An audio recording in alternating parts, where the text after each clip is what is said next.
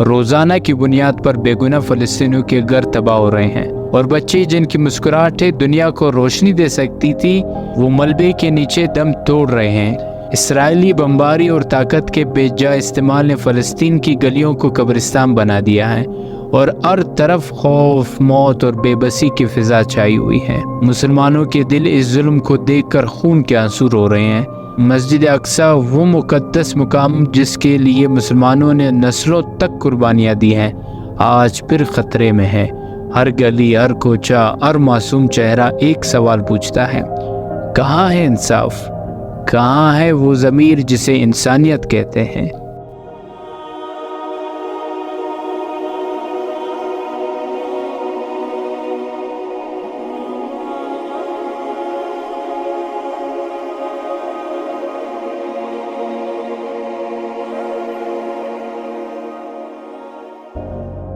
ہمیں یاد ہے کہ حضور صلی اللہ علیہ وسلم نے اس زمانے کی پیشن گوئی کی تھی جب ظلم اپنی انتہا کو پہنچے گا اور دنیا خاموش تماشائی بنی رہے گی، لیکن ہمیں یہ بھی یاد ہے کہ ظلم جب حد سے بڑھتا ہے تو مٹ جاتا ہے۔ اس وقت مسلمان بے بس نظر آ رہے ہیں، لیکن ان کی دعائیں آسمانوں کو ہلا رہی ہیں۔ فلسطین کے مظلوموں کی آہیں، ان کے ٹوٹے دلوں کی فریادیں یقیناً اللہ کے عرش تک پہنچ رہی ہیں۔ یہ وقت ہے کہ دنیا بیدار ہو، مسلمانوں کو اپنے احتیاط کی ضرورت ہے۔ ہر مسلمان کا دل فلسطین کے ہر بچے، ہر بوڑھے اور عورت کے ساتھ دھڑک رہا ہے۔ فلسطین کی آزادی صرف ایک قوم کی جنگ نہیں، یہ امت مسلمہ کی عزت و وقار کی جنگ ہے۔ ہم جانتے ہیں کہ حق ہمیشہ فتح یاب ہوتا ہے، اور وہ دن دور نہیں جب فلسطین کی سرزمین پر امن و انصاف کا سورج پھر سے طلوع ہوگا، انشاءاللہ۔ فلسطین اور اسرائیل کے درمیان تنازع ایک طویل اور پیچیدہ تاریخ پر مبنی ہے، جس کی جڑیں 20ویں صدی کے آغاز میں جا کر ملتی ہیں۔ اس مسئلے کو سمجھنے کے لیے اس کے مختلف پہلوؤں کا جائزہ لینا ضروری ہے، جن میں تاریخی واقعات، قانونی دلائل اور انسانی حقوق کے نقطۂ نظر شامل ہیں۔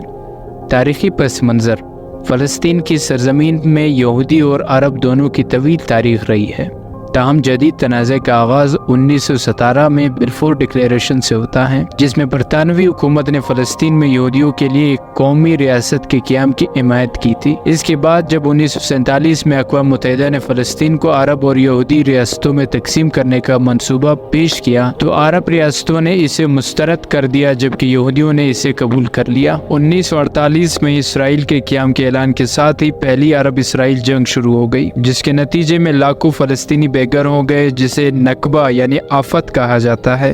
اس جنگ کے بعد اسرائیل نے فلسطین کے بڑے حصے پر قبضہ کر لیا۔ 1967 کی عرب اسرائیل جنگ، جسے 6 روزہ جنگ کہا جاتا ہے، اسرائیل کی مزید علاقائی توسیع کا سبب بنی۔ اس جنگ کے نتیجے میں اسرائیل نے مغربی کنارے غزہ، مشرقی یروشلم اور گولان کی پہاڑوں پر قبضہ کر لیا۔ یہ علاقے آج بھی فلسطین اسرائیل تنازع کے اہم مسائل میں شامل ہیں۔ مشرقی یروشلم، جو مسلمانوں کے لیے انتہائی مقدس مقام ہے، اسرائیل نے اس پر قبضہ کر لیا اور بعد میں اسے اپنی ریاست کا حصہ بنا لیا، حالانکہ بین الاقوامی سطح پر اسے غیر قانونی قرار دیا گیا ہے۔ فلسطینی مزاحمت اور اسرائیلی قبضہ: اسرائیل کے قبضے کے خلاف فلسطینیوں کی مزاحمت مختلف ادوار میں مختلف شکلوں میں سامنے آئی ہے۔ 1987 میں پہلی انتفاضہ یعنی فلسطینی بغاوت شروع ہوئی، جو کہ اسرائیلی قبضے کے خلاف ایک عوامی تحریک تھی۔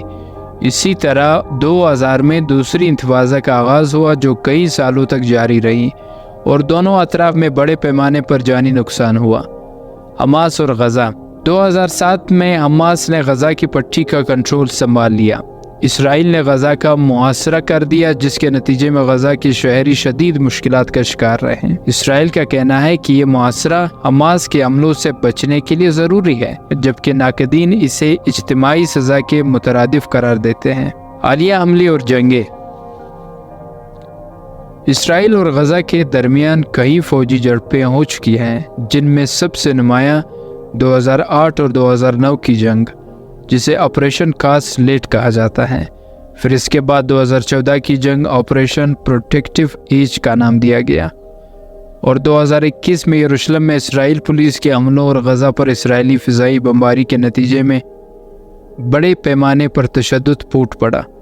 2023 سے اب تک اسرائیل کی جانب سے فلسطینی علاقوں پر حملے جاری ہیں۔ جن میں اسرائیلی فورسز کی جانب سے غزہ پر بمباری اور فلسطینیوں کے گھروں کو مسمار کرنے کی کارروائیاں شامل ہیں۔ قانونی اور انسانی حقوق کے دلائل۔ فلسطینی علاقوں پر اسرائیلی قبضے کو بین الاقوامی قوانین کی روشنی میں غیر قانونی سمجھا جاتا ہے۔ 1949 کی جینوا کنونشن کے تحت کسی بھی طاقت کو یہ حق نہیں کہ وہ کسی مقبوضہ علاقے میں اپنی آبادی کو منتقل کرے۔ اسرائیلی بستیاں جو مقبوضہ مغربی کنارے اور مشرقی یروشلم میں قائم کی گئی ہیں، اسی اصول کی خلاف ورزی کرتی ہیں۔ اقوام متحدہ نے بارہا اسرائیل کو اپنے فوجی قبضے اور بستیوں کی تعمیر کے حوالے سے تنقید کا نشانہ بنایا ہے۔ 2021 میں ہیومن رائٹس واچ نے اسرائیل پر اپارتھائڈ اور فلسطینیوں کے خلاف نسلی امتیاز کا الزام عائد کیا۔ انسانی بحران۔ فلسطینی عوام اس تنازع میں بے پناہ مصائب کا شکار ہیں۔ غزہ میں محاصرہ کی وجہ سے وہاں کے لوگ غذائی قلت، بے روزگاری اور بنیادی ضروریات کی کمی کا شکار ہیں۔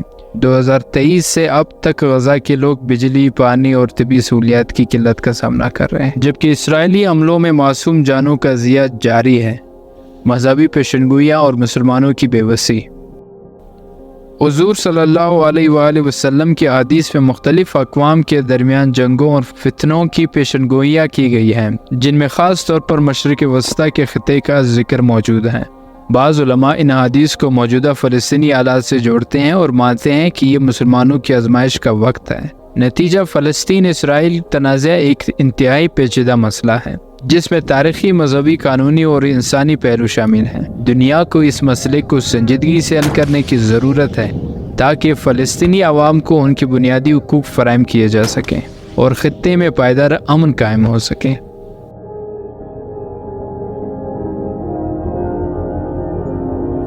فلسطین میں جو کچھ ہو رہا ہے وہ ایک زندہ ضمیر رکھنے والے ہر انسان کے دل کو چیر کر رکھ دیتا ہے۔ اسرائیل اور فلسطین کا تنازعہ صدیوں پرانا ہے، مگر اس وقت جو غزہ میں ہو رہا ہے وہ ایک ناقابل بیان المیہ ہے۔ 7 مہینے ہو چکے ہیں اور اسرائیل کے حملوں میں تقریباً 41,500 سے زائد معصوم جانیں شہید ہو چکی ہیں۔ ان میں بچے، عورتیں، بوڑھے سب شامل ہیں جو کسی جنگ کا حصہ نہیں تھے مگر پھر بھی اس وحشت کا شکار ہو گئے۔ سوچنے کی بات یہ ہے کہ اسرائیل آخر اتنی بے رحمی سے فلسطین کے اس چھوٹے سے علاقے پر ظلم کیوں کر رہا ہے؟ اس کا جواب اسرائیل کی تاریخ میں چھپا ہوا ہے، جہاں یہودیوں کی مقدس کتاب تورات میں بیان کیا گیا ہے کہ یعقوب علیہ السلام، جنہیں اسرائیل کے نام سے جانا جاتا ہے، نے ایک خواب دیکھا تھا۔ اس خواب نے یہودیوں کے دلوں میں فلسطین کے اس علاقے کے لیے اتنی اہمیت پیدا کر دی کہ وہ اسے اپنا مقدس حق سمجھتے ہیں۔ لیکن کیا یہ خواب اس قدر قیمتی ہے کہ معصوم جانوں کا خون بہایا جائے؟ یہ ایک المیہ ہے کہ آج اس سرزمین پر جو کبھی امن کا مرکز تھی، وہاں ظلم و ستم کی داستانیں لکھی جا رہی ہیں۔ فلسطین کے بچے اپنے والدین کی لاشوں پر کھڑے ہیں اور دنیا خاموش تماشائی بنی ہوئی ہے۔ اسرائیل کی طاقتور فوج، جسے دنیا کی بہترین افواج میں شمار کیا جاتا ہے، غزہ کی بستیوں پر بے دریغ بمباری کر رہی ہے اور وہاں کے لوگ بے بسی سے اپنی زمین کے ٹکڑے ٹکڑے ہوتے دیکھ رہے ہیں۔ جب حماس نے 7 اکتوبر کو حملہ کیا، جس سے اسرائیل میں بھی بڑی تباہی ہوئی، لیکن اس کا رد عمل اتنا سفاکانہ اور وحشیانہ ہوگا کسی نے سوچا بھی نہیں تھا۔ اور جب ان کے ڈیفنس منسٹر نے کہا کہ ہماری لڑائی انسانوں سے نہیں جانوروں سے ہے، تو دنیا کے ضمیر کو جھنجھوڑنا چاہیے تھا، مگر ایسا کچھ بھی نہیں ہوا۔ دنیا کے بڑے ممالک، خاص طور پر امریکہ، اسرائیل کے اس ظلم کی پشت پناہی کر رہا ہے، اور عرب ممالک کی خاموشی نے بھی دل توڑ دیا ہے۔ وہ ممالک جو کبھی فلسطین کی آزادی کے لیے لڑتے تھے، آج خاموش تماشائی بنے ہوئے ہیں۔ اس دوران دنیا بھر میں لوگ سڑکوں پر نکل آ رہے ہیں، اسرائیل کے خلاف احتجاج کر رہے ہیں، فلسطینیوں کے حق میں آواز اٹھا رہے ہیں، لیکن کیا صرف احتجاج کافی ہے؟ فلسطینی بچے، عورتیں اور مرد ہر لمحہ موت کے سائے میں جی رہے ہیں۔